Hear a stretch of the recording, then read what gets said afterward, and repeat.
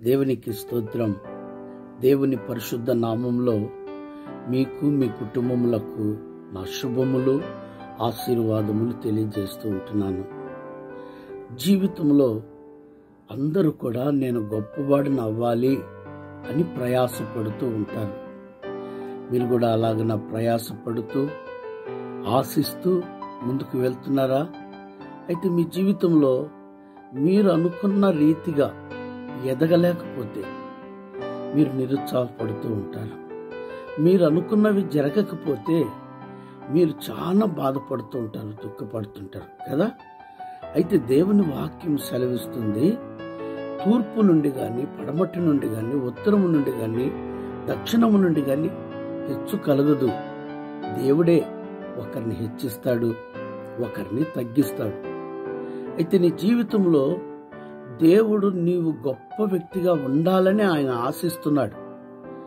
మన పిల్లలను బాగుండాలని మనం ఎలా కోరుకుంటామో మన దేవుడు కూడా మనం హెచ్చింపబడాలని కోరుకుంటున్నాడు. అయితే దానికి మనం చేయవలసిన పని ఏమిటో తెలుసా?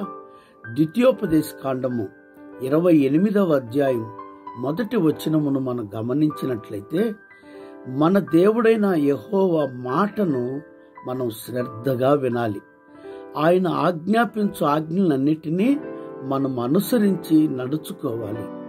అప్పుడు సమస్త జనములలో దేవుడు మనలను హెచ్చిస్తాడు. కాబట్టి దేవుని మాట వినాలి, ఆయన మాట ప్రకారము మనము జీవించాలి. దేవుడు మనలను తప్పక హెచ్చిస్తాడు.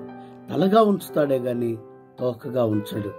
కాబట్టి ఉదయకాల సమయంలో దేవుని మాటకు మనలను అప్పగించుకుందాం, ప్రార్థన చేద్దాం.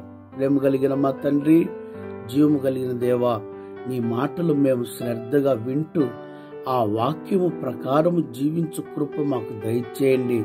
మీ ఆశీర్వాదము మా మీద ఉంచుమని యేసుక్రీస్తు నామములో ప్రార్థిస్తుంటున్నాము తండ్రి. Amen, amen, amen. Praise the Lord. God bless you.